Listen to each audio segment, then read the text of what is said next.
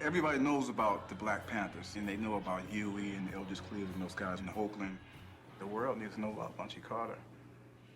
It's a whole nother conversation about who Bunchy was. He proclaimed himself Bunchy Carter, the renegade of Slauson. There's no really books about him. You don't see him on T-shirts. And here he was, some so-called nigga out to Slauson. You know, he's like the unsung true hero of Los Angeles, California, the whole community.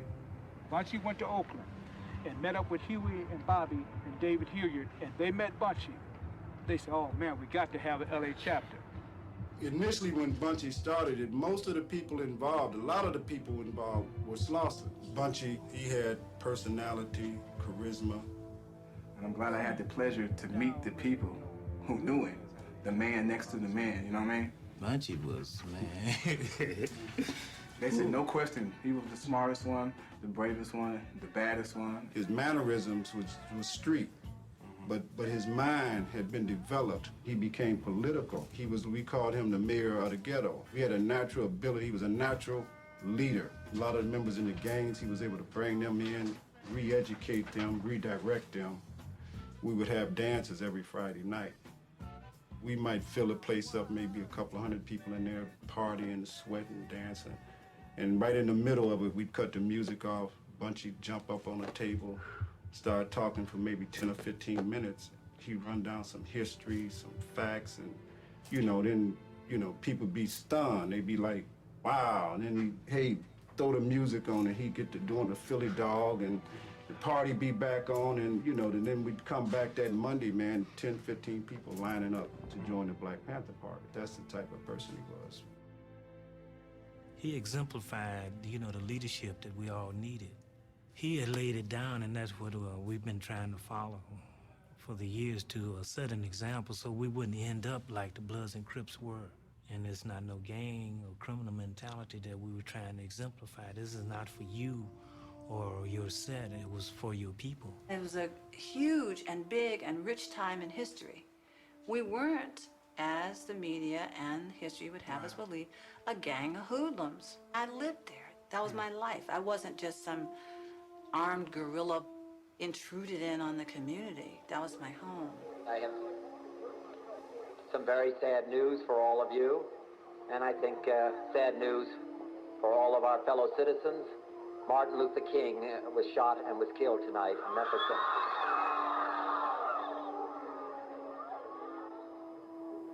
I don't really know who the leaders are.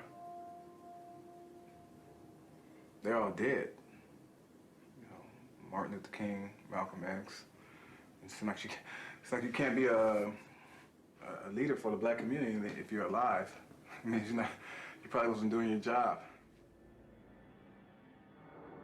In '65, most of your gangs segregated into a political party. Like I mentioned, the Slausons went into the Black Panther Party. But then the other gangs, they kind of identified more with a cultural nationalist group called the US organization.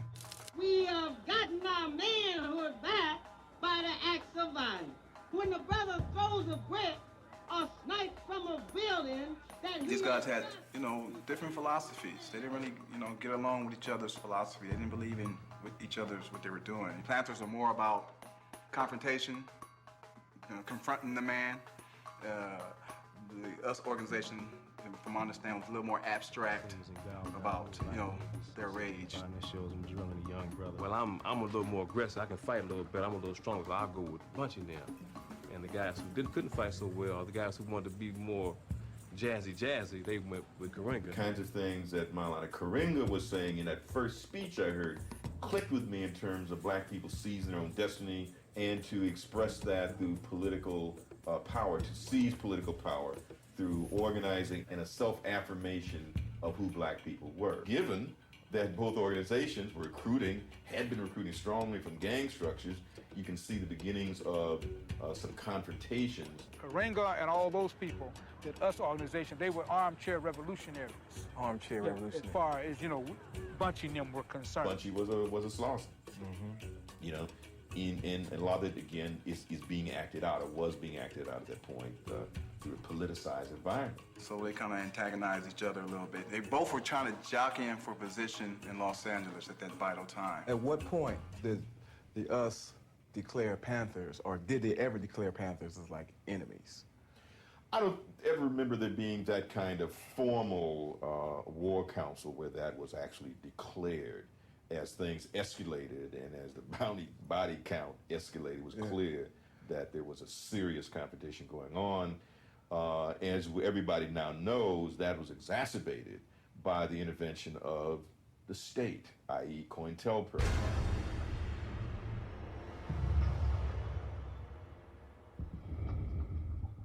Vice President Agnew has called the Panthers a completely irresponsible, anarchistic group of criminals. Hoover decided that, for some reason, the Panthers were the most dangerous organization in the United States, even more dangerous than the Communist Party or the Mafia.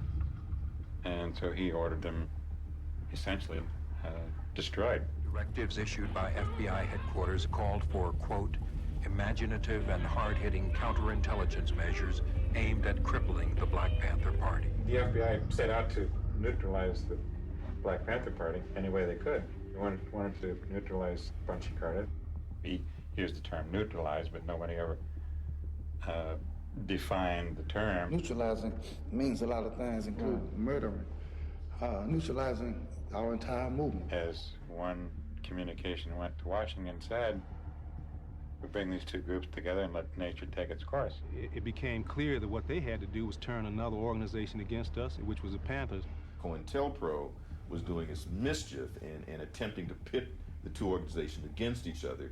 It got to the points where there was clearly almost a state of war that was existing between the two organizations.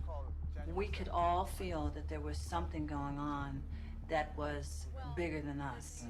The FBI had created this tension, but you had these two groups that, when they saw each other on the street, it was just a natural confrontation. They were making all kinds of suggestions and writing letters, and they had cartoons made up showing Ron Karenga with his feet up on a desk and things like that, and marking off Bunchy Carter and John Huggins and things to do today. These were cartoons that were created by FBI agents. We didn't really know. Nobody believed that the FBI wanted to be bothered with some little Negroes in L.A. trying to organize themselves and so on and so forth. At the same time, they were sending the same stuff to them. Correspondence propaganda between the two, between Bunchy and Karenga, telling one that the other one was doing something that wasn't appropriate. Bunchy Carter and John Huggins were supposed to have been killed down in the Watts area working on some kind of a drug transaction. And, it would just look like a drug deal, not a political assassination.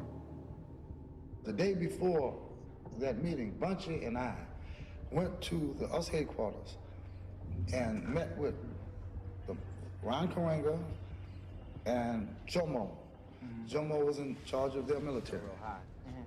We had an agreement that however the students voted, Bunchy on the left, John on the right. If they voted for cultural nationalism, the Panthers would support that.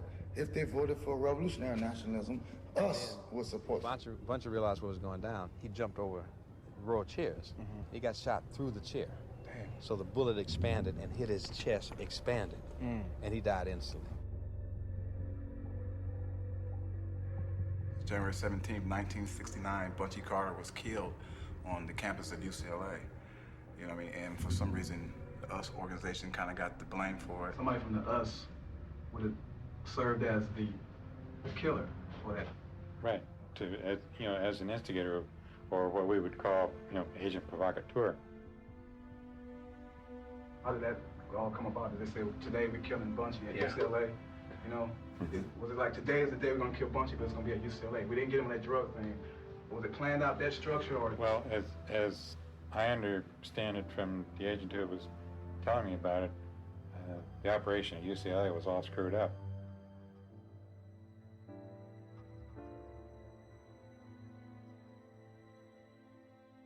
Incident at UCLA was manifested how, did you think? By the FBI, but at the time, we were naive and we thought that it was just another move by the US organization. There's a lot of what I call ghetto folk tales, Some of it's true, some of it's not. Sometimes our own personal perspective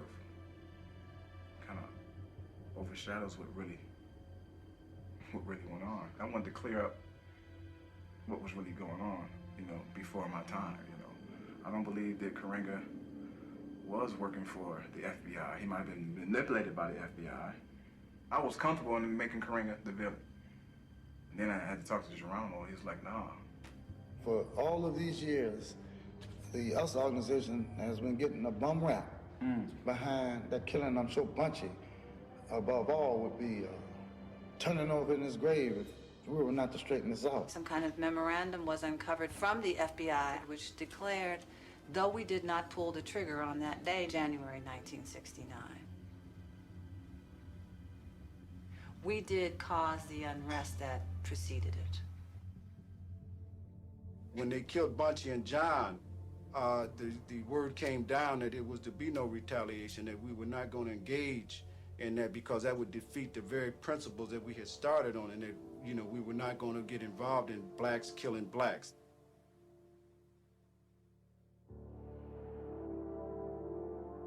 And it was hard not to break his rules, you know, because they took something away, man.